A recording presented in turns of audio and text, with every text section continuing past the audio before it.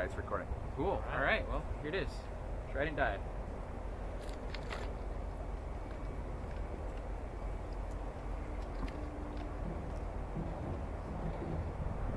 It's a little bit murky Have you flown water. any ROVs before? No. Oh, well, you're gonna have to try this one for sure. So let's see there. It's kind of murky water, so I kind of like. But it's very quick. Yeah. And what that really turns into, this is at very part throttle. It goes much faster than this, to the point where I almost couldn't fly in this pool. We can actually clear the water, like get all the way out of the water. Oh yeah. Yeah, try it out. Okay, cool. What are the controls? Oh yeah, so basically fly around. This is forward, backward, left, right. Okay. And then like an airplane, if you want to dive, you push forward on this and it'll push it down. Oh, you gotta emulate mode 2 for. Yeah, exactly. Oh, you're an RC flyer. Yeah. Yeah. And also, this prototype has the propeller a lot higher than it would normally be, so it has this effect when you're on the surface of doing that. Yeah. But if you push forward on both sticks, so you're going forward with downward pitch, it'll eventually go down, and then you'll have your control. Oh yeah, it turns really fast. Oh god, you don't need to The control's amazing. Okay, I'm against the wall, right? Yeah, and you're pointing that way. Oh, okay. Yeah. Might be easier to just. Yeah, it might be the glares. Be it. Okay, I'm going back. Oh, down. Go forward, away. There we go. I'm such like an RC pilot that I can't. It's like very. There we go. Okay. Yeah, it's weird because it's completely different than RC. What I did was emulated a lot of video games, which actually have the left. Your throttle would normally be here, your rudder. You know. That seems like an easy. Your brain maps to it pretty quick. I wish the water weren't so murky. It makes it a little harder to see. I like it. It makes me feel like the ocean. Yeah, maybe that's true.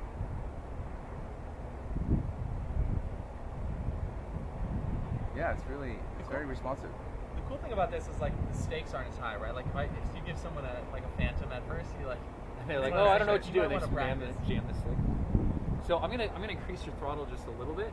Okay. I'll give you fair warning because it happens sometimes because we have a really sensitive, basically circuit breaker system in this. It's possible the ROV would just shut down. Okay. But okay, so now you'll have a little bit more speed.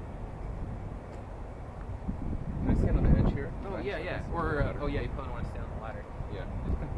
So like try just going straight across. You see it's a lot quicker. Oh yeah. And then you have to kind of just guess where it is. It's pointing this way now. My polarize glasses on. Yeah, hold on a second. I've got a solution for us here. Yeah. I did not. Oh yeah, giant log. There, stand on this. Is there an obstacle in there? Yeah, there's a rock. Oh, there. I see it. Yeah.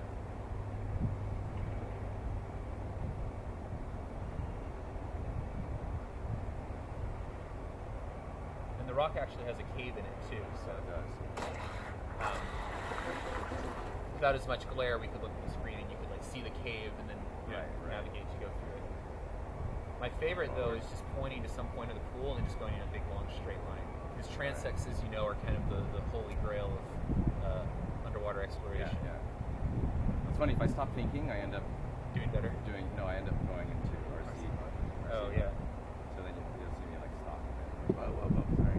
It doesn't matter. We bang it full speed into that hole all the time, so don't worry about it.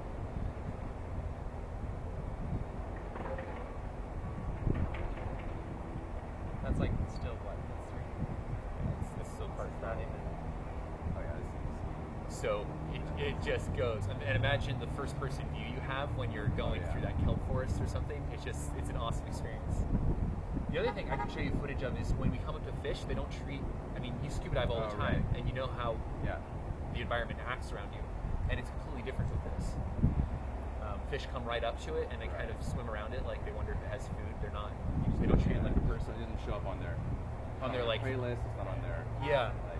So that for me as a scuba diver has been a really exciting part. Sorry, I do that too much. As a scuba diver, it's really interesting because I get to see how it's different down there than when I'm there in person. Yeah. What everyone's doing when a human's not around. Yeah, it's interesting that I'm sort of trying to turn it while I'm moving, which is. The blended control is not super great right now. We need to do that better. We're also, this is completely open. There's no loop, control loop here. Yeah. So we're actually going to do it so you're controlling rates, not throttle speed. Right. But yeah, I think the blending has been better in other versions of the software we've done, and we just have to play with it. But I think this is, you know, if I spent a little time, you know, it'd be pretty easy. Totally do. Yeah. Already, even at this. Try going behind the ladder. See if you can thread the needle, as they say, right? Yeah, there you go. But just picture that it's a shipwreck hull. Yeah, or, totally. you know. Yeah, and then see. I like it when experienced pilots fly. It's no problem at all. I found the best usually are really young kids. Oh. Young kids, yeah. Oh, also, yeah, you notice how it can point? Yeah. Because drag goes up like velocity squared, when we move slowly, the righting moment keeps it horizontal, but when we move quickly, the vertical center of drag becomes the overwhelming force, so then you get pitch.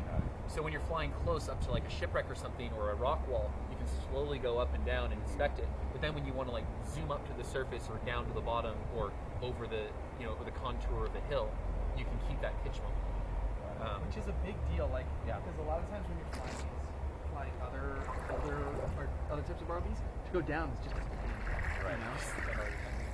Even this like surface. I'm gonna take a still image. Yeah, perfect.